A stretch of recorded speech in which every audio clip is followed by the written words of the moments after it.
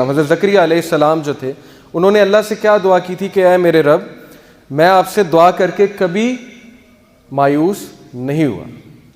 اللہ کو یہ بات اتنی پسند آئی کہ بندہ میرے بارے میں اچھا گمان کر رہا ہے, میرے بارے میں اچھے الفاظ ادا کر رہا ہے.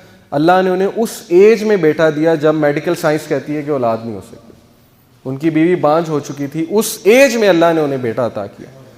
اسی طرح آپ دیکھیں یوسف علیہ السلام کے جو والد تھے, ان کے پاس جب خبر لائی گئی کہ جی بن یمین بھی جو ہے وہ رکھ لیا ہے بادشاہ نے, بادشاہ مصر جو یوسف علیہ السلام بھی تھے, اب انہیں کہنا یہ چاہیے تھا جی کہ پہلے میرا ایک بیٹا گیا, اب میرا دوسرا بیٹا بھی گیا, یہ کیا کر دیا اللہ نے میرے ساتھ. ان کے زبان میں تو شکایت ہونی چاہیے تھی, لیکن انہوں نے آگے سے تاریخی کلمات کہے. انہوں نے کہا کہ کوئی بات نہیں, مجھے اللہ سے امید ہے کہ اللہ یوسف کو بھی واپس لے آئے گا اور بن یمین کو بھی واپس لے آئے گا. بجائے کہ اس وقت شکایت کرنے کے انہوں نے کہا نہیں, دونوں واپس آ جائیں گے. اور یہی ہوا کہ اللہ نے دونوں لٹائے, اور جب دوسرا لٹایا یوسف تو وہ کنگ بن چکے تھے, بادشاہ بن چکے تھے. اسی طرح میں آپ کو ایک سچا واقعہ سناتا ہوں. ایک عرب کپل ہے, یوٹیوب پہ ویڈیو بھی موجود ہے, ایک عربی کپل, ان کا جو اولاد تھی وہ اپاہج پیدا ہوا, یعنی کہ اس کے جو ٹانگ تھی اس میں کوئی مسئلہ تھا, بون میرو کا کوئی ڈیزیز تھی اس سے. تو ڈاکٹرز نے جواب دے دیا, ڈاکٹر نے کہا جی آپ کا بیٹا جو ہے ساری عمر نہیں چل سکے گا, بلکہ اس کی بونز جو ہے نا بڑی ویک ہیں, اس کو آپ کو بڑے دیکھ کے جو ہے نا چلانا پڑے گا, اور کبھی بھی اس کا ایکسیڈنٹ ہوا تو اس کی بون ٹوٹ جایا کرے گی, یعنی اتنی ویک بونز ہیں اس کی. اب شوہر سنتا رہا, مرد جو ہے اسے طاقتور ہونا چاہیے, عورت تھوڑی سی کمزور ہوتی ہے, لیکن مرد جو ہے وہ اللہ نے ذمہ دار اسی لیے بنایا کیونکہ وہ طاقتور ہے. عورت بھی کچھ بہت طاقتور ہوتی ہیں, بے شک ہوتی ہیں, لیکن مرد جو ہے وہ دیکھا جائے کمپیریٹیولی تو مشکلات کو زیادہ فیس کر سکتا ہے. وہ سنتا رہا, اس نے کچھ نہیں کہا. واپس آیا, باہر بیوی انتظار کر رہی تھی, بڑی پریشان تھی, کہتی کیا کہا ڈاکٹر نے, آپ مجھے بتائیں. اس نے کہا الحمدللہ کچھ بھی نہیں ہوا, اللہ نے ہمیں بیٹا دیا, انشاءاللہ ٹھیک ہو جائے گا, اللہ کا شکر. وہ کہتا ہے میرے یہ الفاظ شاید اللہ کو اتنے پسند آئے, میں اس وقت شکایت بھی کر سکتا تھا.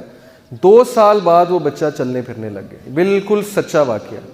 2 سال بعد ایسے جیسے اس کو بیماری تھی ہی نہیں, اور میڈیکل سائنس حیران کہ یہ کیا ہوا ہے. صرف کس لیے اچھے الفاظ, اللہ کے سامنے جو ہے اس نے اللہ کو اچھا گمان کیا اللہ کے بارے میں. 2 بہنیں لڑیں آپس میں, یاسر قاضی یہ واقعہ سناتے ہیں. 2 بہنیں لڑیں آپس میں اور بات نہیں کر رہی تھی. ہفتہ 2 ہفتے سال گزر گئے, عید پہ بھی بات نہیں, چھوٹی سی بات پہ لڑائی ہو گئی, بس ختم.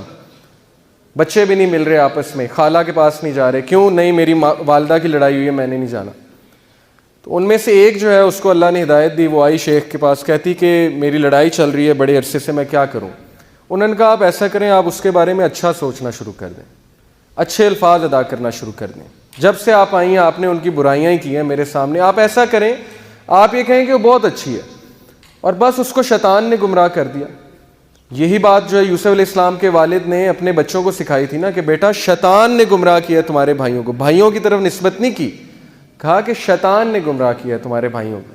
انہوں نے کہا آپ ایسا کریں, آپ کہیں شیطان نے گمراہ کر دیا, بڑی اچھی ہے, وہ دیکھنا آپ مجھے اسے احساس ہوگا اور وہ مجھ سے معافی مانگے گی, اس کو ضرور اپنی غلطی کا احساس ہوگا, آپ یہ کہنا شروع کر دیں. اس کو بڑی حیرانگی ہوئی, یہ کیسی بات کر رہے ہیں شیخ, کوئی پریکٹیکل مجھے سلوشن دیں. لیکن بہرحال اس نے کہنا شروع کر دیا, اور وہ کہتی ہیں کہ ہفتے بعد اس بہن کی مجھے کال آئی, اور ہفتے بعد اس نے مجھ سے اپولوجائز کیا, مجھ سے معافی مانگی کہ بہن مجھ سے غلطی ہو گئی تھی, مجھے اپنی غلطی کا ریئلائزیشن ہو گیا, مجھے معاف کر دیں. اور وہ بات ختم ہو گئی, وہاں پہ دوستی ہو گئی دونوں کی. صرف کس وجہ سے, اچھے الفاظ, اچھا سوچنا. اچھی سوچ جو ہے یہ سرکمسٹانسز کو چینج کر دیتا ہے. اچھے الفاظ ادا کرنا پرسنالٹی کو افیکٹ کرتا ہے, اچھے الفاظ ادا کرنا حالات چینج کر دیتا ہے. قرآن نے یہ مثالیں ہمیں دی ہیں. تو اچھے الفاظ, یہ آپ دیکھیں یہ لوگ تھے جنہیں بتایا گیا کہ آپ آج بہت اچھے لگ رہے ہیں, اتنی سی بات, اور دیکھیں ان کے چہروں پہ اسمائل کیسے آئی. کسی کا دن بن جاتا ہے اسے ایک اچھی بات کہنے سے. میں ایک جگہ گیا, میرے دوست ساتھ تھے, وہاں پہ ویٹر آیا. اب عموماً یہ ہوتا ہے ویٹر آتا ہے, ہم اسے کہتے ہیں ہاں بھائی کیا ہے کھانے کو, اچھا یہ لے آؤ, بس بات ختم. میں غور کر رہا, میرے دوست نے اسے بلایا, کہتے ہیں السلام علیکم بھائی, کیا حال ہے آپ کا, ٹھیک ہے, بال بچے ٹھیک ہیں ماشاءاللہ, زندگی صحیح جا رہی ہے, ہاں جی صحیح جا رہی ہے, چلیں الحمدللہ, اچھا بتائیں کھانے میں کیا. میں نوٹ کر رہا تھا کہ وہ ویٹر کے چہرے پہ مسکراہٹ آ رہی تھی, اور اس کا دن بن رہا تھا. صبح سے وہ بیچارہ تھکا ہوگا, لیکن اس بھائی کی چھوٹی سی بات کی وجہ سے اس کی ساری تھکاوٹ جو ہے ختم ہو گئی. یہ اصل میں مسلمان جو ہے نا وہ اس درخت کی مانند ہے جو جہاں جاتا ہے وہاں پہ جا کے پازیٹیوٹی کا بوٹا لگاتا ہے، بیج بوتا ہے، لوگوں کی زندگیوں میں خوشیاں لاتا ہے. لیکن ہم جو ہے وہ بالکل الٹ کرتے ہیں اس کے. جس سے ملاقات اچھی ہے، جس سے کام ہے، اس کے ساتھ بہت اچھے ہیں، سلام دعا ہے. جس سے کام ہی کوئی نہیں، اس سے کوئی سلام دعا نہیں ہے، اس کو نہ اچھی بات کرنی ہے نہ اس کو پوچھنا ہے.